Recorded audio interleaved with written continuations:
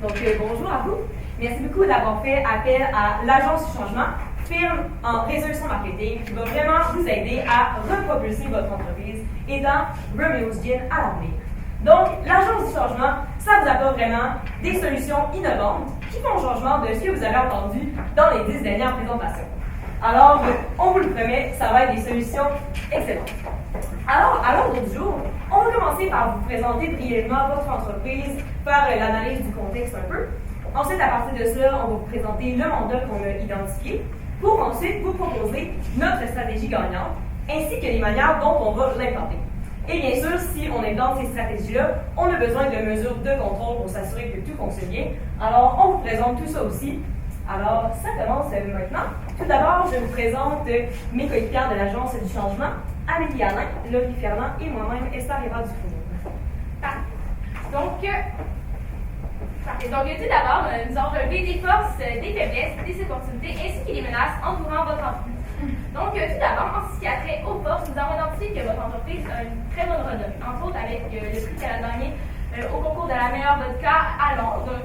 Donc, ça peut offrir un certain avantage par rapport aux autres. Donc, vous êtes quand même assez établi pour et connu comme étant une très bonne qualité ayant des produits qui se démarquent des autres.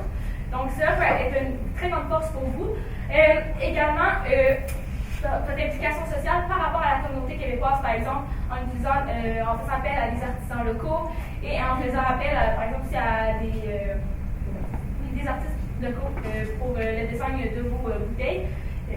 Donc, depuis en ce qui a trait aux faiblesses que nous avons relevées, vous êtes un jeune entrepreneur, c'est super, vous avez une belle idée, vous êtes innovant, mais ça peut parfois décourager certaines, par exemple les banques qui veulent vous demander des prêts, ça peut les décourager de temps à autre parce qu'elles ont peur de n'aient pas assez d'expérience, même si nous savons que vous en avez assez.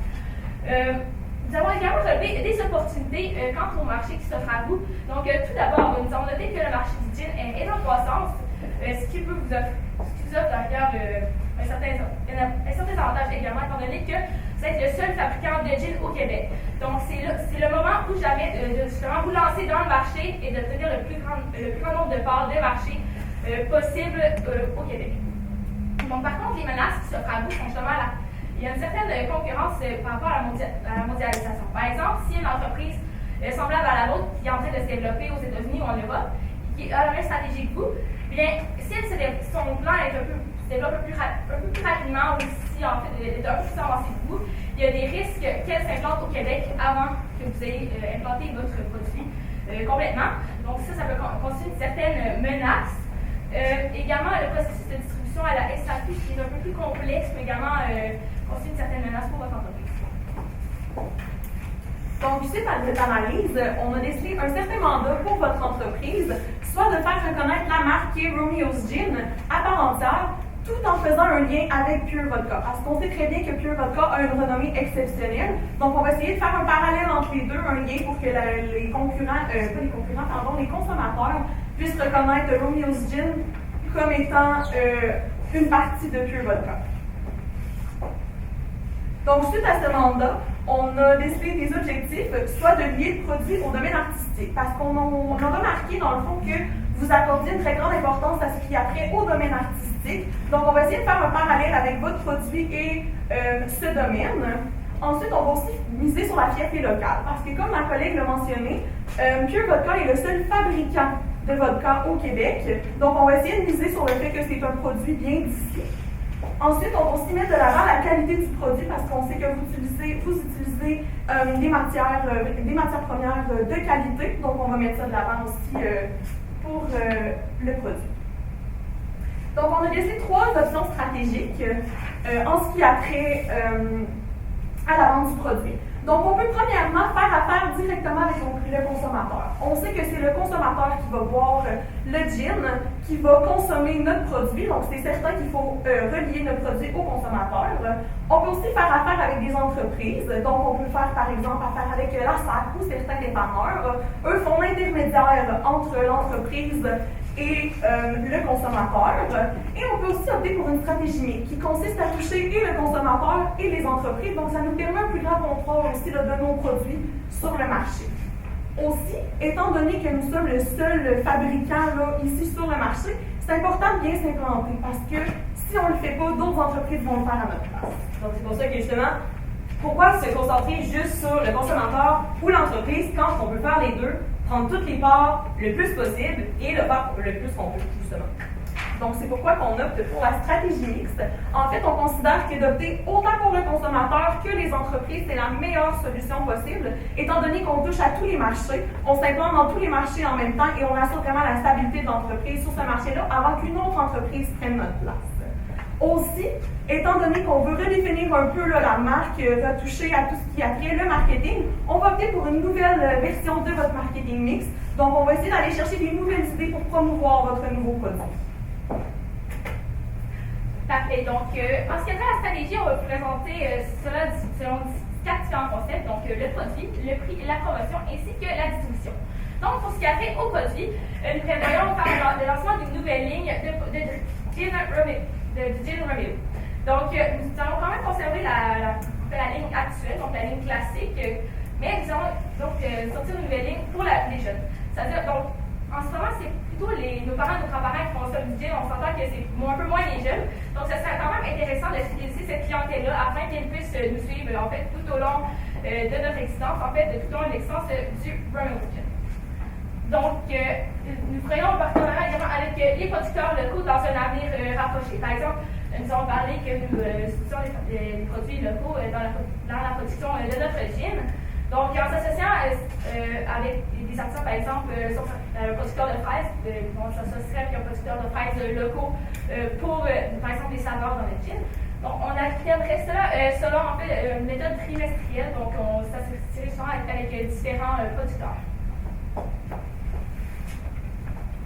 Donc, en ce qui a trait au prix, je viens de parler justement de la ligne jeunesse. Donc, on s'entend que les jeunes ont un pouvoir d'achat un peu plus faible que les adultes. Donc, on créerait un format de gin un peu plus petit. Donc, cela, ça peut permettre de réduire les coûts et d'offrir un gin à un prix un peu plus accessible justement pour les jeunes. Donc, par cette façon, on pourrait dominer le marché par nous.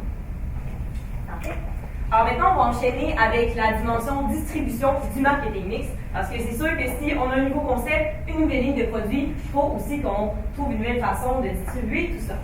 Alors, la première chose qu'on veut faire, c'est vraiment d'accentuer notre présence dans les événements artistiques. Alors ici, on fait un lien avec l'importance que vous accordez alors aux artistes locaux. Donc, ce qu'on va faire, c'est que l'entreprise approche justement, par exemple, les salons, les galeries qui font des expositions pendant certains mois, pour justement que vous puissiez mettre votre produit à la disposition des gens qui fréquentent cet événement-là. Donc ça, c'est sûr que ça vous fait une excellente visibilité et ça vous permet vraiment une reconnaissance dans le milieu artistique, ce qui est vraiment à considérer. Et ça vous permettrait justement aux gens de vous connaître et de distribuer de cette manière. Ensuite, on va aussi penser à des commandites d'événements jeunesse en lien avec la ligne de nouveaux produits. Donc là, c'est sûr qu'on va faire des campagnes de marketing pour cette nouvelle ligne de produits, mais il faut trouver d'autres moyens d'aller les chercher concrètement. Donc, par exemple, un événement pour aujourd'hui où tout le monde serait majeur, ça aurait pu être intéressant pour votre entreprise de justement commanditer l'événement pour pouvoir distribuer les produits et encore une fois, vous faire connaître davantage. Ensuite, passons à la composante promotion du marketing mix. Donc, nous, ce qu'on veut faire, c'est 2 campagnes dans la prochaine année. Commençons par la première, qui est vraiment une campagne générale pour mettre de l'avant Romeo Gin. Donc, cette campagne-là, c'est vraiment pour présenter cette entreprise-là, mais tout en alliant avec Pure Vodka. Parce qu'on a dit qu'on veut que cette marque-là se distingue, mais que les gens sachent quand même que c'est associé à Pure Vodka et qu'on puisse profiter de cette renommée-là. Donc, notre grande campagne, ça va justement pour essayer de présenter la nouvelle entreprise, mais aussi de dire qu'on est avec Pure Vodka et que c'est la même qualité, c'est les produits aussi excellents qu'on retrouve. Alors, c'est sûr que les consommateurs actuels de Pure Vodka vont être tentés d'essayer le nouveau produit. Ensuite, dans cette campagne-là, on veut vraiment, comme j'ai dit, faire une présentation générale. Alors, on va aussi présenter l'importance de l'implication sociale pour vous. Alors, ça serait vraiment une campagne en images, donc des vidéos sur les internets et les réseaux sociaux, aussi des images dans les magazines, qu'on va parler plus tard. Donc, implication sociale, donc là, il faudrait faire un lien avec toute l'importance que vous accordez au milieu artistique, aussi à la production locale et ainsi de suite. Ensuite, pour les magazines spécialisés, ça, c'est une bonne option de promotion parce que, justement, on peut diffuser notre produit dans des magazines de cuisine, dans des magazines plus prestigieux pour le gin, donc ça, c'est une bonne option. Et évidemment, il y a le classique des réseaux sociaux, parce qu'en 2017, on peut difficilement se passer d'une promotion en ligne. Alors, c'est sûr que notre campagne, il faut qu'elle soit aussi centrée sur les réseaux sociaux. Ensuite, on passe à notre deuxième campagne publicitaire, qui est la lignée de produits jeunesse. Alors, encore une fois, ici, on se concentre sur les réseaux sociaux, mais encore plus que pour la campagne générale. Donc là, c'est sûr, les jeunes, Facebook, Instagram, toujours là-dessus. Alors, il faut vraiment faire des publicités qui vont être très punchées, qui vont attirer leur attention et qui vont les pousser à acheter par la suite. Ensuite, on va passer à un concept intéressant pour le futur design de cette ligne de produits. Alors, ça prendrait la forme d'un concours de design étudiant. Alors, votre entreprise pourrait approcher des programmes d'art, par exemple dans la région de Québec, comme design graphique, art visuel, et leur proposer de créer un concept pour le design de la lignée jeunesse. Alors, les étudiants seraient invités à vraiment faire le packaging de votre produit, penser à des slogans, comment on organise la campagne. Donc ça serait une très bonne manière parce que, encore une fois, on s'implique dans l'art local et on encourage les artistes de demain, c'est une très bonne méthode. Et eux, ils sont talentueux, ils sont motivés et pour vous, c'est très peu coûteux que d'investir pour des designers graphiques, par exemple, professionnels. Donc, des coûts très moindres, mais ça va vraiment pouvoir vous donner un rendu qui va être très intéressant quand même. Et finalement, comme on a parlé tout à l'heure, les événements, comme on veut accroître votre présence là-dedans, ben, on va vraiment, ça peut permettre de meilleure visibilité. Alors ensuite, après cette stratégie-là, on passe à comment l'implanter. Alors ça, c'est une stratégie qui va se faire sur un an. On a commencé en janvier, mais disons qu'on commence demain, ben, on décale de 3 mois, aussi simple que ça. Alors d'abord, la première étape, durant les 3 premiers mois, c'est de développer les campagnes publicitaires. Donc là, ce stade-là, c'est de penser justement comment on va articuler ça, qu'est-ce qu'on va mettre de l'avant, qu'est-ce qu'on va prioriser dans nos campagnes, parce que c'est sûr que ça ne se crée pas du jour au lendemain. Alors pour ceci, on prévoit une période de 3 mois pour le développement de ça.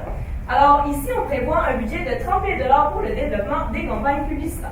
Donc ça inclut vraiment la production en tant que telle et aussi la diffusion sur les différents médias. Ensuite, la deuxième étape, c'est le développement de la ligne jeunesse. Donc là, il faut penser, est-ce qu'on crée de nouvelles recettes, on ajoute des nouvelles saveurs, c'est sûr que là, il y a des ressources à consacrer en R&D.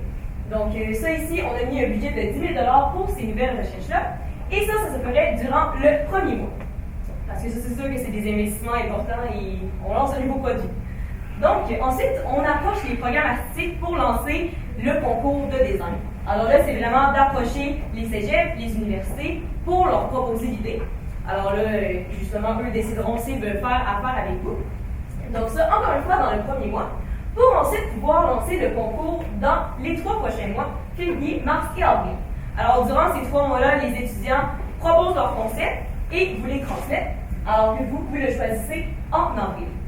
Donc, vous avez vraiment le dernier mot sur le design qui va être final, puis ça vous permet vraiment de voir différentes options qui pourraient être très bonnes. Alors ensuite, on approche les salons et les galeries, parce que si on décide d'augmenter notre présence dans ces événements-là, il faut aller les voir, il faut aller les chercher, leur dire pourquoi ça serait pertinent que nous, on vende nos produits dans vos événements, pourquoi ça vous avantagerait. Alors durant ce mois-là, on les approche, on les invite justement dans ces événements-là. Finalement, on approche les producteurs locaux. Comme ça, je vais aborder un petit peu parce que là, on a parlé qu'on voudrait faire affaire avec les producteurs locaux. Ça serait pour lancer peut-être éventuellement une nouvelle gamme de produits dans la prochaine année.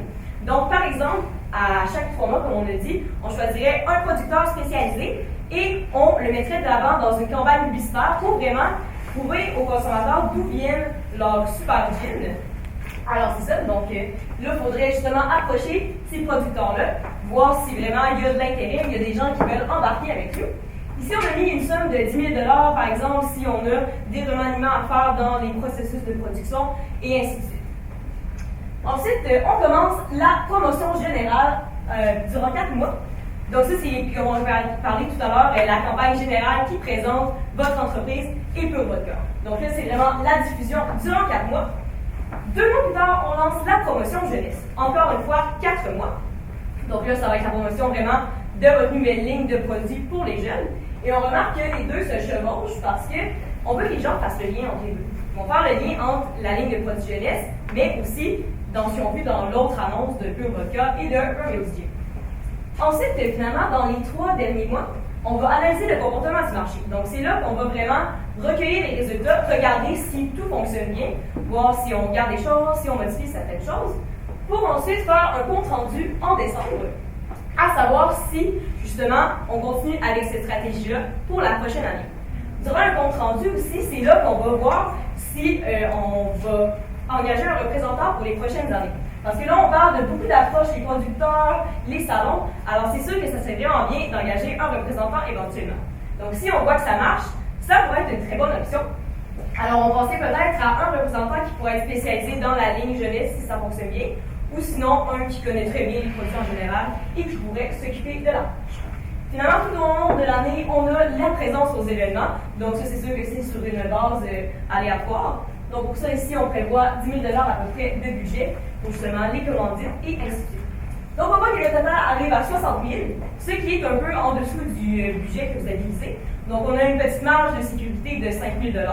C'est sûr que c'est des coûts approximatifs, mais on est là pour vraiment en discuter avec vous s'il y a des changements à apporter et des choses à ajouter.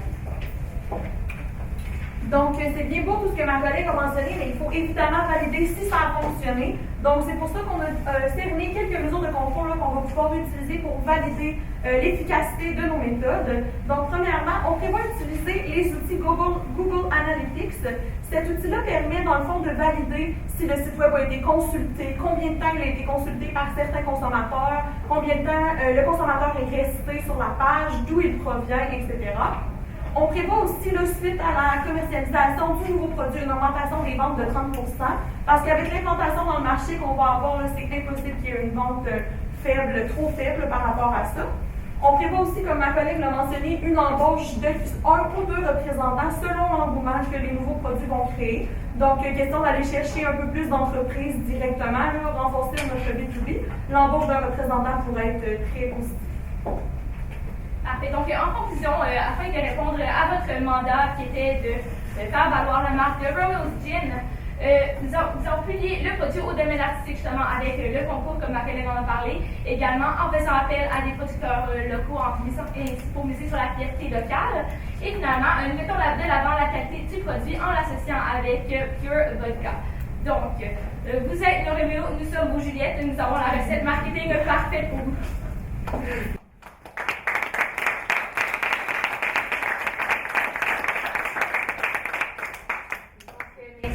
Vous avez fait une présentation de 17 minutes 30 de dire.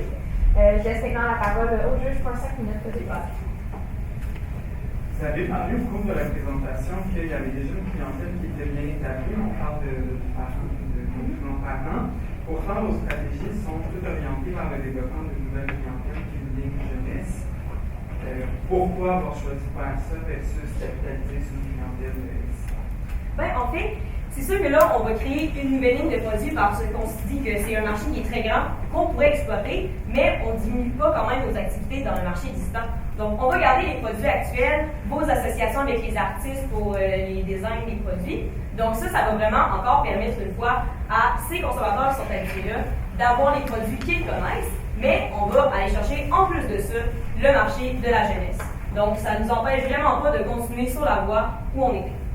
On s'est dit aussi qu'étant donné que Pure Vodka, c'est vraiment beaucoup, ben pas surtout, mais beaucoup auprès des jeunes, on voulait créer un certain engouement autour du gin aussi parce qu'on veut fidéliser aussi la clientèle du fait que les jeunes aujourd'hui ne consomment pas beaucoup de gin. Donc, en les fidélisant dès maintenant, ça va nous permettre là, de les garder à plus long terme ensuite, de fidéliser dans le fond la clientèle. Et en prenant en considération qu'en moyenne, ça a pris, selon le cas, entre 3 et 5 ans pour développer un nouveau produit. Dans l'espace de, selon l'échéancier, 1 à 4 mois, on va être capable de lancer une nouvelle ligne complète. Et là, c'est sûr, parce que là, on a lancé le gin en quelques années, vous avez dit, mais c'était vraiment pour lancer un produit qui était complètement nouveau. Vous n'aviez jamais fait de gin avant. Sauf que là, le produit ne change pas complètement. C'est pas comme si on changeait de type d'alcool carrément. Donc, c'est sûr que nous, on pense que ça va prendre moins de temps. On va se baser sur les recettes qu'on a actuellement. On va juste faire des variantes, changer peut-être les saveurs, les arômes, pour les rendre le format aussi, et le design, pour le rendre plus attrayant. Donc là, on parle vraiment d'un nouveau produit, nouveau nom, nouveau... tu veux y aller? Mais en fait, non, on garderait le même nom de Romeo's Gym, mais c'est vraiment l'apparence. Nous, on pense que le packaging, ça peut vraiment avoir une influence. Donc, on garde quand même l'association avec Romeo's Gym. Donc, c'est juste une sous-ligne du produit. Donc, ça reste quand même la même marque de gym. On l'adapte juste à la clientèle. Exactement. Donc, les deux bouteilles, presque le même produit sur les tablettes. On va adapter les saveurs, on va adapter le format, mais oui, c'est pour toucher une clientèle différente dans le fond, pour créer une certaine fidélisation à la nouvelle, à la nouvelle alcool dans le fond qu'on va sortir. Si cette nouvelle marque, la marque un nouveau produit, vient sur le marché, vous avez dit que vous allez focuser sur rendre ça moins cher, parce que ça va faire pour les jeunes. Est-ce qu'il peut y avoir une crainte que ce nouveau produit-là commence à aller manger notre demande de notre autre produit et donc faire descendre nos profits? Mais en fait, on parle plus d'une diminution de quantité. En fait. On garde quand même les mêmes ingrédients. En fait, c'est sensiblement la même chose. On va réduire seulement l'emballage, en fait, le format. Dans le fond, on va plutôt avoir un prix du produit en conséquence. Mais on pense que justement, les consommateurs actuels qui consomment le gin au prix actuel vont continuer à consommer celui-là. Ils ne sont peut-être pas nécessairement attirés vers les produits plus jeunes. Mais quand on parle d'une différence de prix, ça va être vraiment en fonction du format. Il y a moins d'alcool, c'est sûr que ça va être moins cher. Mais il n'y aura pas vraiment une différence en tant que telle si on regarde pour la même quantité. Donc, c'est pas la même chose. Moi, je ne crois pas personnellement que ça pourrait influencer le vendeur. Moi, en fait, je veux parler pour moi, vous avez présenté pendant quelques jours qu'il y avait une autre opinion. Moi, j'aime beaucoup l'idée de cibler les jeunes. Je pense simplement qu'on aurait pu investir le 65 000 en repositionnant une marque plutôt que dans ce nouveau produit. Parce qu'en effet, je suis vraiment d'accord avec ce que vous proposez. C'est juste qu'en matière du mandat et des objectifs que vous avez fixés, on aurait pu investir auprès de la jeunesse plus que. Et comme dernière question, comment, à travers vos initiatives de visibilité dans les événements et tout, comment on s'assure que les gens passent à l'action après les événements? Mais là, c'est sûr qu'on peut justement y aller avec, par exemple, c'est sûr que l'augmentation des ventes, ça ne va pas nous donner une idée, mais là, c'est sûr que ça peut être causé par la nouvelle campagne marketing, et ainsi de suite. Mais là, c'est vraiment de faire un retour avec nos partenaires où on a été, de retourner sur place dans les prochains événements, de voir si les gens viennent nous voir, de voir si vraiment on a créé un engouement. Donc, c'est sûr que là, ça peut être plus difficile à quantifier, mais ça va être d'être vraiment sur le terrain pour voir s'il y a de l'intérêt. S'il y a de l'intérêt durant l'événement, il devrait avoir de l'intérêt pour en acheter par la suite. Le temps est écoulé. Donc, merci.